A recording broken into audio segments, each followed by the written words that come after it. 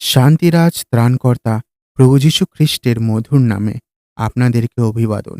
পবিত্র বাইবেলের মথিলিখিত সুসমাচার ১২ অধ্যায়ের ৩৫ পদে আমরা এরকম পড়তে পারি, ভালো মানুষ ভালো ভাণ্ডার হইতে ভালো দ্রব্য বাহির করে এবং মন্দ মানুষ মন্দ ভাণ্ডার হইতে মন্দ দ্রব্যই বাহির করে। ভালো মানুষের চরিত্র এটাই যে তার কাছে মনের ভালো ভাণ্ডার আছে, আর এরকম ভালো ভাণ্ডার থেকে সে ভালো দ্রব্যই বের করে। অনুগ্রহ, শান্তি, ভালো অনুভব, ভালো জ্ঞান, ভালো ভাবনা, ভালো নির্ণয়, এই সকলই তার মনের ভালো ভাণ্ডার থেকে ভালো বের হয়। ইহা মনুষ্য দ্বারা সম্ভব নয়, কিন্তু তারা সকল যারা ঈশ্বরের উদ্ধারের পথকে গ্রহণ করে ও তার উপর দিয়ে চলে তাদেরই দ্বারা ইহা সম্ভব। পাপ থেকে উদ্ধার করার জন্যই প্রভু যীশু এই জগতে দুধারী হলেন। ঈশ্বর হয়েও, নির্দোষ ও নিষ্কলঙ্ক হয়েও মনুষ্য জাতির পাপকে নিজের উপর নিলেন ও ক্রুশের উপর বলিদান হলেন, যাতে তাহার উপর বিশ্বাসের দ্বারা মনুষ্য নিজের পাপ থেকে উদ্ধার পেতে পারে। তার মনের নূতনীকরণ দ্বারা সে ঈশ্বরের নৈতিক গুণের প্রতিবিম্বে পরিণত হয়। বিশ্বাসের কারণ